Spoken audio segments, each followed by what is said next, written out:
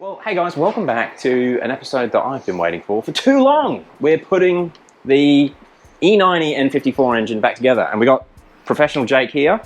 So everyone knows the long and short of the one-hole versus two-hole dilemma. Now, we know for a fact that a 1.2 gasket should have two holes when purchased from BMW, and that's what's thrown us off and caused all of this confusion. FCP Euro have come back and said they are confident that that is the 1.2mm standard thickness gasket. So even though it's got one hole, it will match the genuine one. And they had they called him a quality assurance employee. He's clarified all this, so I'm going off FCP. They said to measure them at the rivet points. That's what I've done.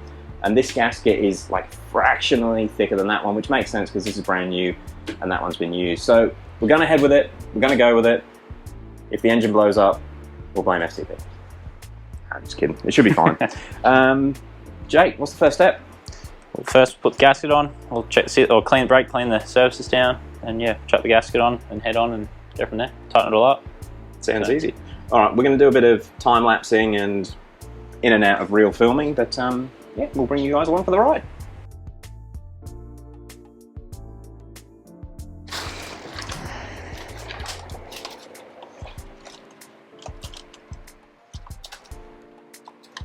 So we cleaned the block down again with brake clean. The new head gasket's on. Simple as that.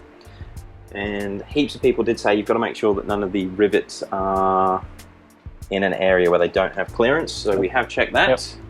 Yeah, in case some people do freak out, that one doesn't have a clearance underneath the rivet. And you can actually see where the old rivet has left a little mark in the block, but it does have clearance into this hole just here on the head. So she's not going to get squashed. You're up. All right. Time to stick the head up. So do you want a hand to lift it on? Or? Yeah, I might get you to jump on this and tip it off. It's amazing how much they weigh. Yeah. No, it's stuck. Yeah, that would be challenging to do on your own. Yes, very. Where are we? Yeah. We're on. So it should Start singing some bolts in. Oh, it's good to see it coming back together. Yeah, won't be too bad. Pretty quickly. So there is a specific sequence with all the bolts. Yep. So yeah, just start. I'll go get the washers. Yeah. Would help a little bit. Install on the head with no washers. Just everything's bottomed out. Now I did actually order new washers, but I didn't order enough, so we're going to reuse the old ones. Yeah, I thought that the $25 US would be all of the washers, but it wasn't. It was two. Start finger tightening them. Yep, start.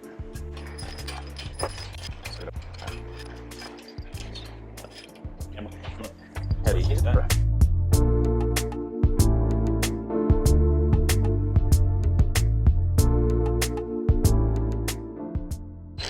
So right now, this is the main reason I wanted to get Jake here. I don't actually own a torque wrench, and the torque procedure on these is a bit strange. Yep. It's, what's the first one?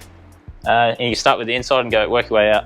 So it's like 30 newton meters. Yep. 30 newton meters first, and then you have to work around all of the bolts, and then it's degrees, which is 90, and then 90 again, and then 45. So you've got one force torque amount, and then 3 lots of degrees. So this yeah, you got to join about it. An hour. Yeah, it'll take a while. Luckily, he's got decent torque wrench.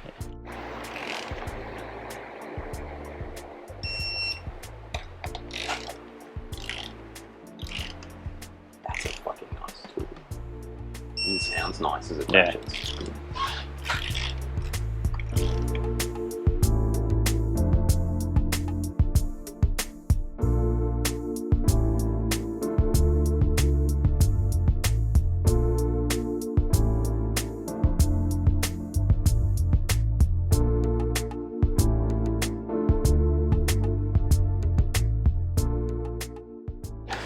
So the main and most important bolts are all done. They were, I can't remember if you mentioned it on camera, but basically we've gone, I think it was 40 newton meters. 30 newton meters, 90, then 90, and then 45. That's it. It didn't actually take too long. I've never seen a digital torque wrench in action before, and holy crap, they are amazing. Trying to do that with a degree wheel would have taken forever. That was quite quick. Yeah. So now we just got to do these 3 front ones. What's the torque specs on them? 22. Nothing.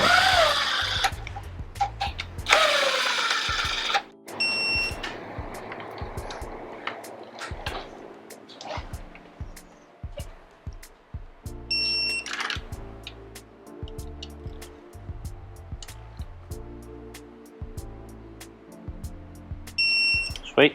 Heads torque down. Sweet. Well, now we have to do cams, Cam lifters. boxes. Yep. All right.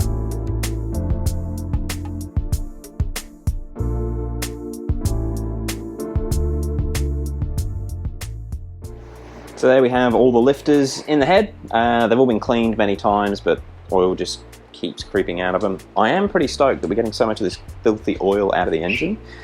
Even today when I got the sump taken off today for the first time, there's just so much like, manky oil around everywhere. And I will show you in the sump a bit later after Jake's all finished. Cam, they call them cam blocks? Cam box. Cam box, close. I've got new bolts for them. And you've got the clampy tools, Yeah, I've don't got you? some clampy tools, yep. Alright. So the idea of those is it keeps everything perfectly square and centered as you torque them down. Yep. Keeps all the ledges nice and even. Is this the same tool for M55 or is this M54 specific? M54s, yep. Do a 55s only have a cam box on the exhaust side. Intake side because they got Valvetronic. Ah, of course, of course. But yeah, they will be pretty similar. And 52 uses the same tool as well. Oh, really? Yep.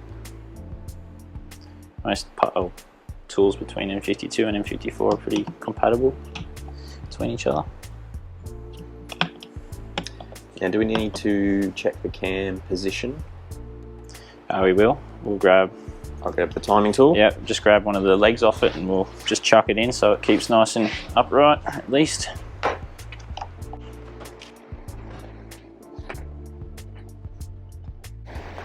Now the reason for this is when you reassemble or disassemble the motor, it needs to be at top dead center.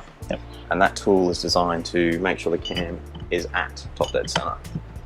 So we'll kind of just lock it in there and we can still twist it back and forth. But you don't really need to do this, but just make life a bit easier. Cool. Sweet. These are meant to be torqued to 2 Newton meters, which they have been off camera. Yeah, hand tight.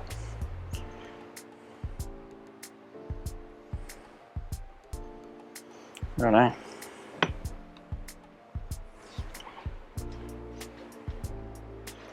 Where are we? There's somewhere.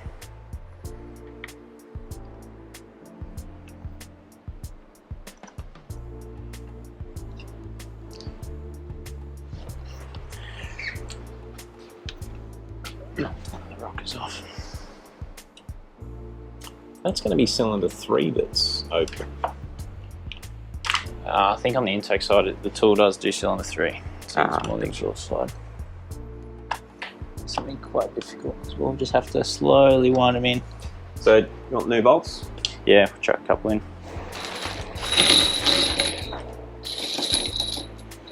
Yeah, handful. So I'm going to put the camera up because we're not getting any good camera angles like that.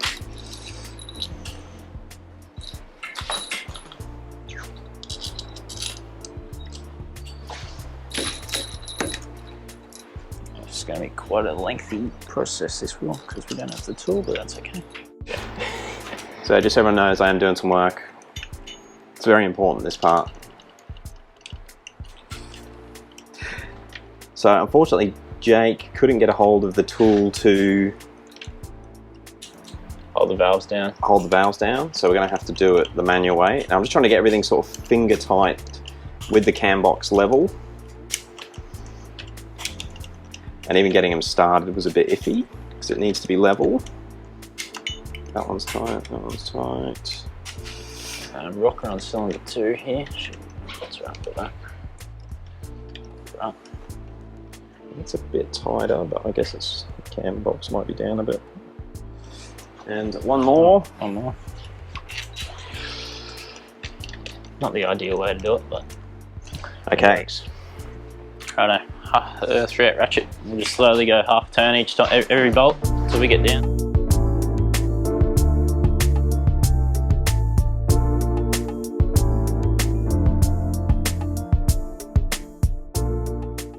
Hopefully the time lapse showed what went on then, but what we've tried to do is basically tighten them gradually in a pattern to bring the cam box down flush.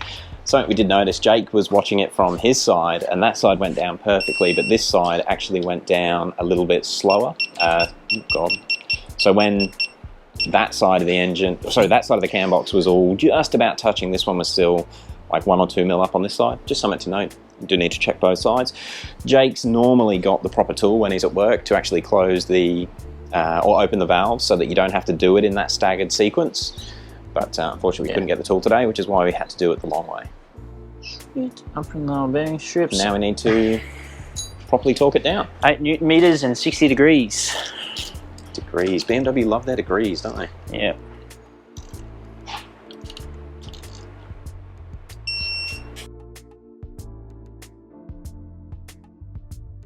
So intake cam is all torqued down and its little cam box.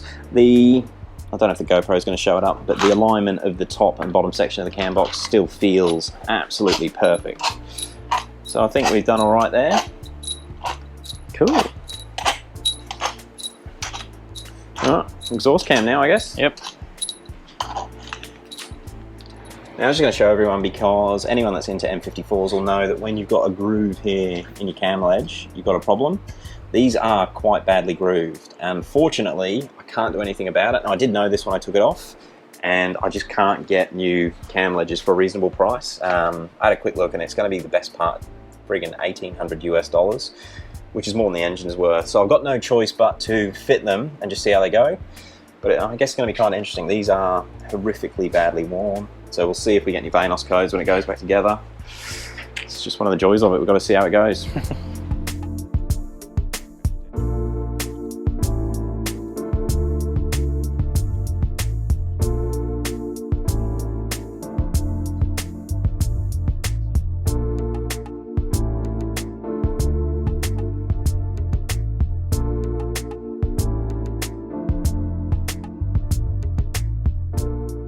So that is the exhaust cam box all bolted on.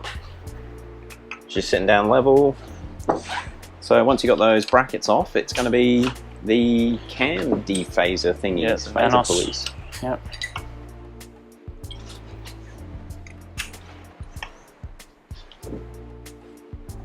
Looks good. So we've got the timing tool on. That locks both of the cams where they should be for top dead center. Crank pin in as well. And the crank pin's in. So the engine is, everything is now at top dead center.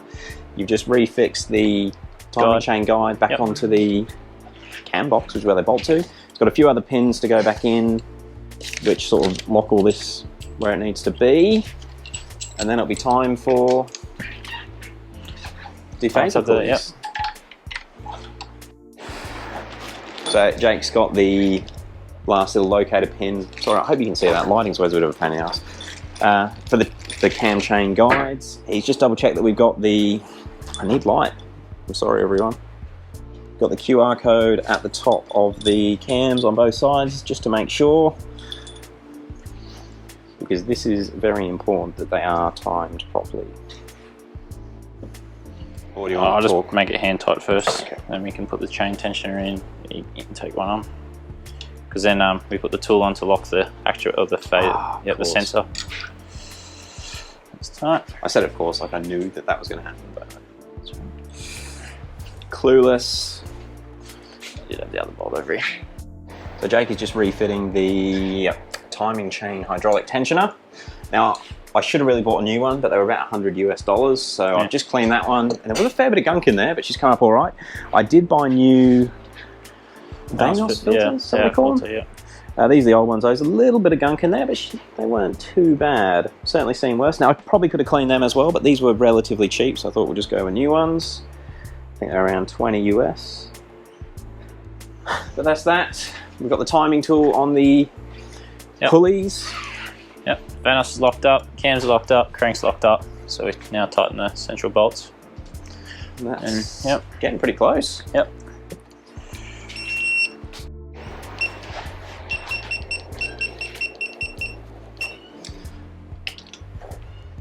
Fortunately, the camera wasn't rolling, but Jake just said it's 20 Newton meters and then 180 degrees on these ones. Yep. My hand first. And that's it for all the technical stuff, isn't it? Yep.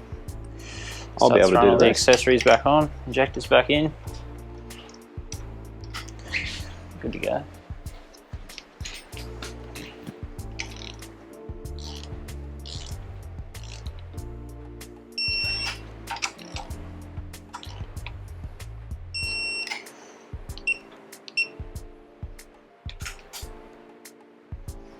Now, I've only recently learned this, but when you're doing a degree adjustment on these electronic torque wrenches, you do have to leave it in a seated, steady position. It's something to do with calibrating how it picks up the degree movement.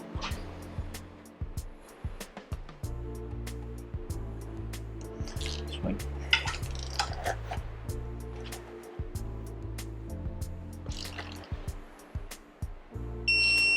It's the 180.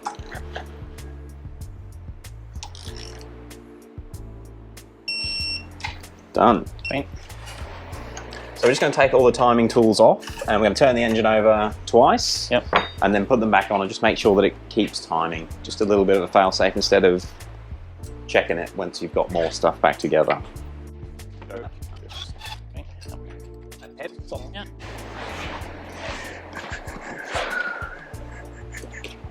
Yeah, this is the crank pin which actually locks the flywheel. Yep. That keeps the crank at top dead center. Spin them over. We should maybe even see some valves opening and closing.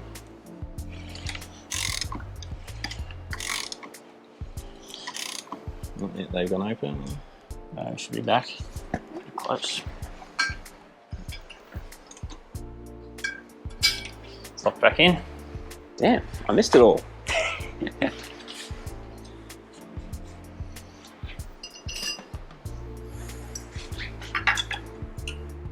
They line up beautifully. Don't really need to use them.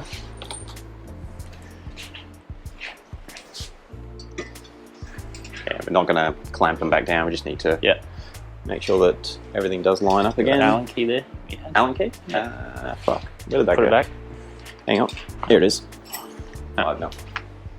Just loosen back off.